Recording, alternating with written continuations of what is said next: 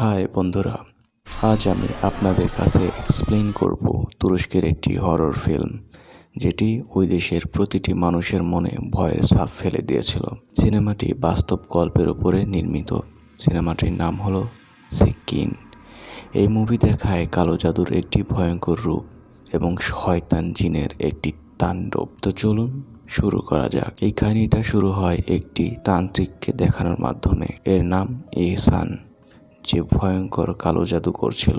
পরবর্তীতে সিন দেখানো হয় একটি ঘর যেখানে এই তান্ত্রিকটি বসবাস করে।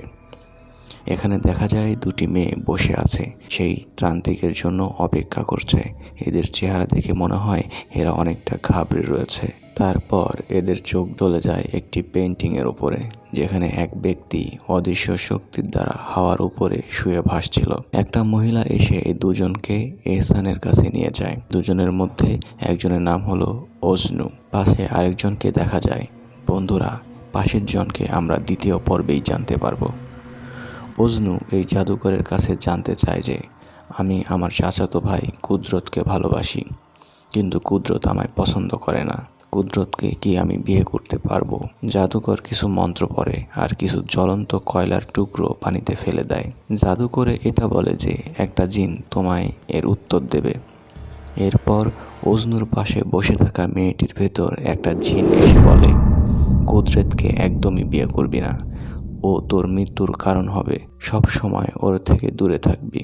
এরপরে দেখা যায় 12 বছর পরের ঘটনা, যেখানে অজনুকে দেখায় সে খুব রেগে কুদরতের সাথে কথা বলছে, কারণ অজনুর পেটে কুদরতের বাচ্চা।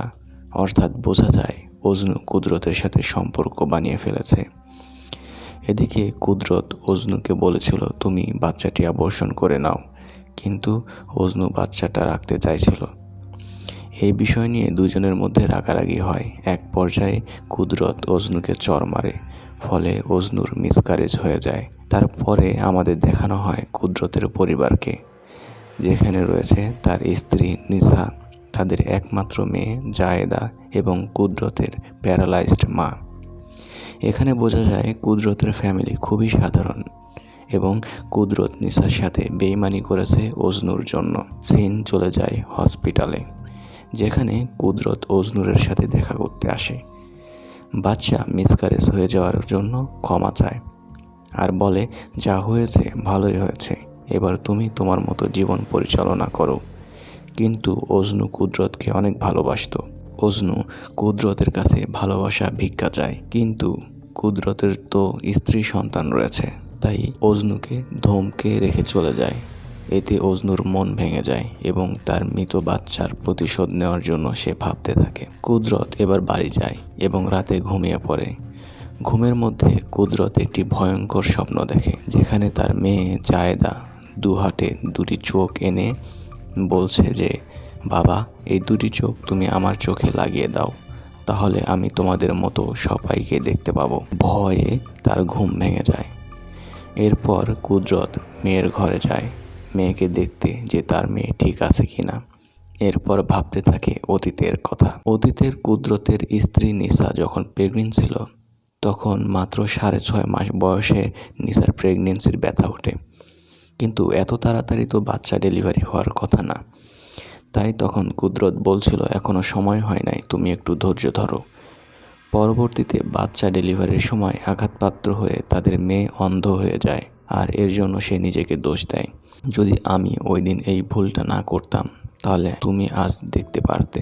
এখানে আপনাদের জেনে রাখা দরকার, অজনুর ব্যাপারে যেমনটা ওই জাদুকর বলছিল যে কুদরতকে বিয়ে করো না, তাই অজনু বিয়ে করেছিল ইসমাইলকে, যে আত্মহত্যা করে। কিন্তু তার স্বামী না থাকা সত্ত্বেও অজনু তার শাশুড়ির সাথে বসবাস করে। কুদরত তার বন্ধুর সাথে কিছুটা আলোচনা করে অজনুর অ্যাফেয়ারটা নিয়ে, আর তখনই অজনুর ফোন আসে।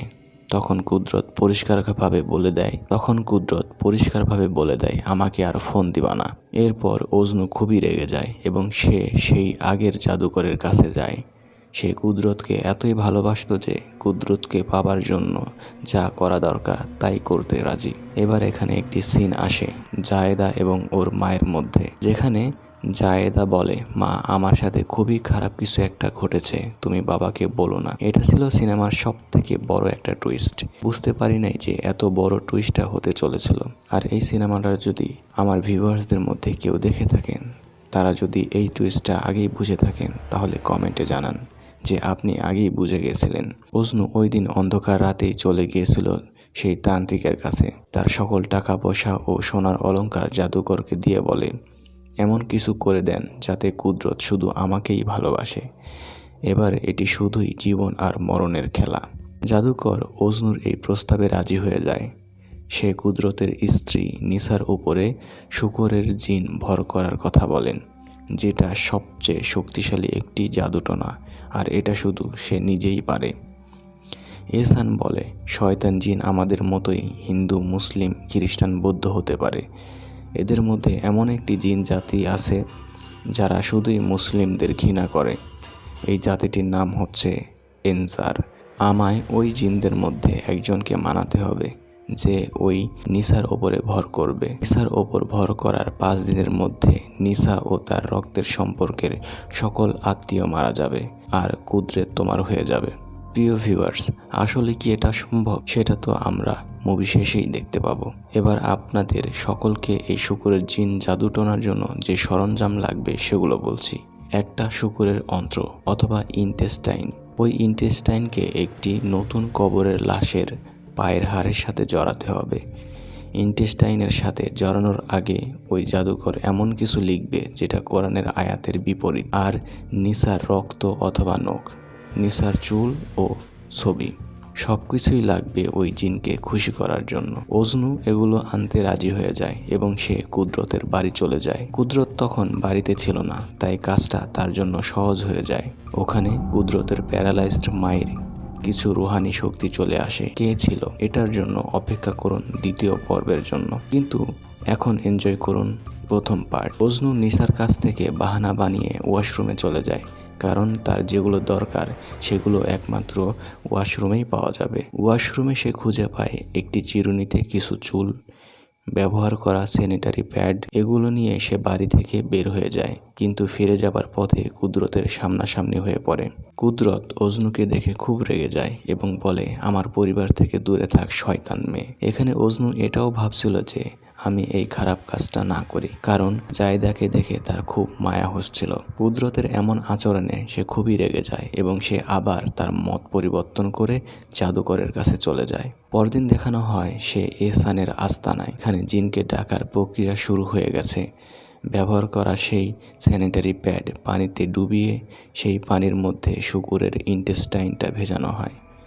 এরপর মৃত মানুষটির পায়ের হাড়ের সাথে ইন্টেস্টাইনটা জড়িয়ে দেওয়া হয় এবং জাদুকরটি মন্ত্র পড়তে থাকে, আর ব্যাস সাথেই রাজি হয়ে যায় সেই খারাপ জিনটি। আগামী 5 দিন জাহান্নাম চলবে কুদরতের বাড়িতে। এখানে আরও একটি বিষয় দেখানো হয় যে নিসার ছবিগুলোকে 5 দিন 5 টুকরো কুকুরের খাবারের সাথে মিশিয়ে খাওয়ানোর জন্য। ভয়ানক রাতের প্রথম দিন শুরু হয় 10ই মে। কুদরতের বাড়িতে একটা সিন দেখানো হয় যেখানে জায়েদা তার দাদির চুলে বেনি করে দিচ্ছিল, আর তখনই তার একটি লম্বা নিঃশ্বাস আসে আর জায়েদা তার দাদিকে চুপ করিয়ে দেয়। নেসা রাতে উঠে ভোরের নামাজ পড়ার জন্য।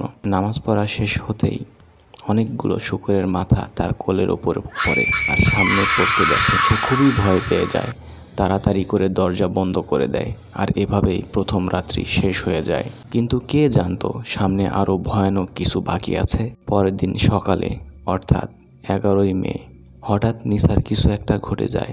তার মেয়ের পুতুল এবং নিজের চুল নিজেই খেতে শুরু করে এবং নিজে নিজেই ঘরের মধ্যে অডিও প্লেয়ার গান বাজতে শুরু হয়। রাতে কুদরত বাড়িতে এলে কুদরতকে ব্যাপারটা বলতে যায়, কিন্তু কুদরত তার কথা শুনে খুব রেগে যায় এবং তাকে বকতে থাকে। পেছনে জায়েদা তার পুতুল নিয়ে আজব রকমের কিছু করতে থাকে। এরকম আজব ব্যবহারের কারণ কি সেটা আমরা সামনেই জানতে পারবো। এদিকে আবার অঞ্জুর কিছু সমস্যা হতে থাকে। যখন রাতে ঘুমাতে যায় তখন তার মৃত স্বামীকে দেয়ালের সাথে মাথা টুকরাতে দেখায়। তার স্বামী বলে, তোমার এই পরকীয়ার কারণেই আমি আমার নিজেকে ব্লেড দিয়ে কেটে মেরে ফেলেছি, আজকে আমি তোকে মেরেই ফেলবো। সে খুব ভয় পেয়ে যায় এবং চিৎকার করতে থাকে। তার শাশুড়ি আসলে সে তার শাশুড়ির ওপরও খুব রেগে যায়। যখন সে বিছানা থেকে নিচে নামে তখন তার পায়ের সাথে সেই ব্লেডটা পায়ে লাগে। হঠাৎ করে অজনুর সাথেই কেন এরকম হচ্ছে, অজনু কেন এসব অদ্ভুত জিনিস দেখছে। পরবর্তী সিনে দেখায় 12ই মে নিশা তার শাশুড়িকে পরিষ্কার করে রান্নাঘরে যায় শাশুড়ির জন্য স্যুপ বানাতে। এসব করে সে বাথরুমে পানি ফেলতে যায়। এ সময় দেখায় নিশা শাশুড়ি যে কিনা দীর্ঘদিন প্যারালাইজ ছিল, সে রুহানি শক্তির প্রভাবে হাঁটতে হাঁটতে রান্নাঘরে চলে আসে। গরম স্যুপ নিজেই নিজের শরীরে ঢালতে শুরু করে। এভাবেই বাড়ির প্রথম মানুষ মারা যায়। দাফনের দিনে সকল আত্মীয় স্বজন আসে এবং নেশাকে সান্ত্বনা দেয়। এখানে অজনুও আসে, দুঃখ প্রকাশ করে, কিন্তু মন থেকে সে খুব খুশি ছিল। এরপর কুদরতকে দেখায় বাইরে সিগারেট খেয়ে ঘরে ঢোকার চেষ্টা করে, কিন্তু কোনো চাবিতেই কাজ হচ্ছিল না। অদ্ভুতভাবে নিজেই দরজা খুলে যায় আর ভেতরে ওর মেয়ের আওয়াজ শোনা যাচ্ছিল। ভেতরে যেতেই নিশা ও অজনুর রূপ ধরে জিনরা কুদরতকে ভয় দেখায়। এমন সময় সেখানে দেখতে পাওয়া যায় তার মেয়ে জায়েদাকে। জায়েদা খুব অস্বস্তিকর অবস্থায় দেখা যায়। এভাবে শেষ হয়ে যায় আরও একটি রাত। পরদিন সকালে কুদরত নিসার সেই কথাগুলো বিশ্বাস করে যেগুলো প্রথম রাতে নিসা তার স্বামীকে বলছিল, কিন্তু কুদরত বিশ্বাস করছিল না। কুদরত রাজি হয়ে যায় একজন হুজুরের সাথে কথা বলতে। এখানে হুজুরকে দেখানো হয় যে একটি লাশ গোসল করাচ্ছিল। কুদরত হুজুরের সাথে দেখা করে এবং বলে, আমার বাড়িতে খুবই ভয়ঙ্কর কিছু আসর করেছে। হুজুর সব শুনে বলেন, তোমার স্ত্রীর ওপর জিন ভর করেছে। এসব কর্মকাণ্ড একমাত্র জিনরাই করতে পারে। হুজুর আরও বলেন, এখানে দুটি জিনিস হতে পারে, হয় জিনটি তোমাদের ওপরে কোনো কারণে খুব রাগ, অথবা কেউ তোমার স্ত্রীর ওপরে জিনকে পাঠিয়েছে ক্ষতি করতে। সংক্ষেপে বলা যায় হুজুর কুদরতকে সাহায্য করতে রাজি হয়ে যায়। 13ই মে রাতে দুটি কাণ্ড ঘটে, এক নিসার সাথে, দুই অজনুর সাথে। প্রথমে ঘটে নিসার সাথে। নিসা দেখে ওয়াশরুমে তার শাশুড়ি এক টুকরো রুটি ওয়াশরুমের ময়লার সাথে জুড়ে দিয়ে খাচ্ছে। নিসা এসব দেখে খুবই ভয় পেয়ে যায় এবং তখনই তার স্বামী কুদরত চলে আসে আর বলে, আগামীকালই আমরা হুজুরের কাছে যাব, আর চিন্তা নেই। ঠিক একই সময়ে অজনু গোসল করে বের হচ্ছিল, তখনই সেখানকার লাইট চলে যায়। তারপর সে মোমবাতি জ্বালিয়ে পাশের রুমে যায়। সেখানে গিয়ে দেখে নিসা একটি শয়তানের রূপ ধারণ করে ইজি চেয়ারে বসে আছে। সে শয়তান বলে, তুই আমার স্বামীকে বাধ্য করেছিস খারাপ কাজ করতে, তোর এত বড় সাহস, তোকে মরতেই হবে। অজনুকে ধাক্কা দিয়ে ফেলে দেয় ওই শয়তানটি, গায়েব হয়ে যায়। পরদিন সকালে অজনু সেই জাদুকর অর্থাৎ এহসানকে ফোন দেয়। অজনু বলে, আমার খুবই ভয়ঙ্কর এবং আজব স্বপ্ন আসছে, আমার সাথে কি খুবই খারাপ কিছু ঘটবে? তখন ওই পাশ থেকে এহসান বলে, তুমি যদি নিসার সম্পর্কের কেউ না হও তাহলে তোমার কোনো সমস্যা হবে না। এই কথাগুলো অজনুর শাশুড়ি শুনে ফেলে। এদিকে নিসা তার মেয়ের জামা কাপড় পরিয়ে দিচ্ছিল। তখন জায়েদা বলে, দাদামা কি জান্নাতে না জাহান্নামে? বাচ্চাদের এ ধরনের কথায় নিসা খুব একটা গুরুত্ব দেয় না। হঠাৎ করে কিছু একটা হয়ে পড়ে নিসার। তারপর নিসা নিজেই নিজের ফাঁস দেওয়ার চেষ্টা করে। তখনই তার স্বামী কুদরত চলে আসে এবং তাকে প্রাণে বাঁচায়।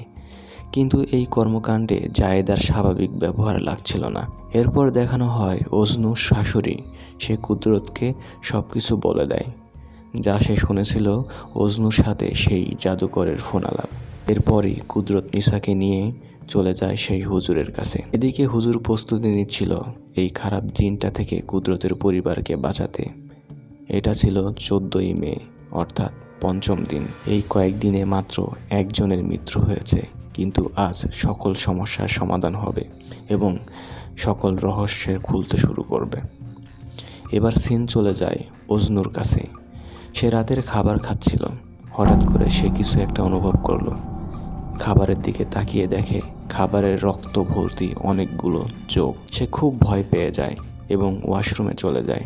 সেখানে গিয়ে সে বমি করে এবং তার মুখ থেকে বেরিয়ে আসে অনেকগুলো চোখ। অজনু কাউকে ফোন করতে যাচ্ছিল, এমন সময় সে কিছু একটা দেখে। তারপরে তার সাথে ভয়ঙ্কর ঘটনা ঘটে যায়। তার হাত পায়ের হাড় ভাঙতে শুরু করে আর একটা সময় সে ভয়ঙ্করভাবে মারা যায়। একটা প্রবাদ আছে, অন্যের জন্য গর্ত করলে সেই গর্তে নিজেকেই পড়তে হয়। অজনু অন্যের ক্ষতি করতে চেয়েছিল, আর সেই ক্ষতিতে নিজেই পড়ে গেল। অন্যদিকে দেখানো হয় নিসাকে একটি চেয়ারে বসিয়ে দেওয়া হয় আর হুজুর তার মাথায় হাত দিয়ে কোরআনের আয়াত পড়তে থাকে। ফলে নিসার ভেতরে থাকা জিন বাহিরে আসতে চায়। এতে নিসার খুবই কষ্ট হয়। হুজুর নিসাকে একটা লাঠি দিয়ে মারতে থাকে আর কুদরতকে বলে, ভরসা রাখো, এতে জিন বাহিরে বের হয়ে আসবে। একটা পর্যায়ে লাঠির আঘাত নিসার মাথায় লাগে আর নিসা মারা যায়। নিসার মারা যাওয়াতে কুদরত খুব রেগে যায় আর হুজুরকে মারতে যায়, কিন্তু পেছনে দাঁড়িয়ে আছে জায়েদা, যার ওপর আসলেই সেই মারাত্মক আর ভয়ঙ্কর জিনটি ভর করেছে। হ্যাঁ ভিউয়ার্স, এখানেই হচ্ছে সেই রহস্যটা। আসলে জাদুকর নিসার ওপরে সেই কুফরি জাদু করতে পারে নাই। কুফরির জাদুটা হয়েছিল কুদরতের মেয়ে জায়েদার ওপর। আসলে অজনু ভুল করে জাদুটনা করে ফেলেছে জায়েদাকে। শয়তান জিনটা নিসাকে শুধু ব্যবহার করছিল যাতে কেউ বুঝতে না পারে যে আসলেই কার উপরে সে ভর করেছে। সবাই ভাবতে থাকে নিসার উপরে জাদুটনা করা হয়েছে। ব্যাপারটা হচ্ছে, মনে আছে সেই সিনটা যেখানে জায়েদা আর নিসা কথা বলছিল, যেখানে বলা হয়েছিল তার বাবাকে যেন বলা না হয়। ওই দিন জায়েদার পেট ব্যথা করছিল। তার প্রথম সেদিনই পিরিয়ড হয়েছিল, যেটার ব্যবহার করা স্যানিটারি প্যাড ভুল করে অজনু নিয়ে গিয়েছিল, আর সেই স্যানিটারি প্যাড ব্যবহার করা হয়েছিল নিসাকে জাদুটনা করতে। আসলে সে জাদুটনা হয়ে উঠেছিল জায়েদার উপরে। অজনু সবার সর্বনাশ করতে গেলেও নিজেই ফেঁসে যায়, কারণ সম্পর্কে অজনু জায়েদার ফুপু। এই সকল ভয়ঙ্কর কর্মকাণ্ডের জন্য জায়েদার ভেতরে লুকিয়ে থাকা সেই ভয়ঙ্কর জিনটি দায়ী ছিল। অজনু কিছু একটা দেখেছিল মৃত্যুর সময়, সেটা আসলে সে জায়েদাই ছিল। আর শেষে জায়েদা তার পিতাকেও মেরে ফেলে। মুভিটা শেষে লেখা ওঠে, যেখানে লেখা থাকে যে সত্য ঘটনার ওপর নির্মিত এই মুভিটা। 42 বছর বয়সী একটি পুরুষ, 33 বছর বয়সী একটি নারী এবং একটি বাচ্চা ওই দিন মসজিদের নিচতলায় মৃত অবস্থায় পাওয়া যায়। ওই দেশের পুলিশদের কাছে হুজুরের কথা যৌক্তিক মনে না হয় হুজুরকে এই খুনের জন্য দায়ী করা হয়। এবার কিছু আলোচনা করা যাক। মুভিতে দেখানো প্রথম যেই জিনটা আর 12 বছর পরে দেখানো যেই জিন, আমার কাছে মনে হয় দুটো একই রকম। আপনার এ বিষয়ে কি মতামত কমেন্ট সেকশনে অবশ্যই জানাবেন। যদি ভিডিও পছন্দ হয়ে থাকে তাহলে লাইক করুন এবং পরবর্তী পার্ট দেখার জন্য সাবস্ক্রাইব করুন।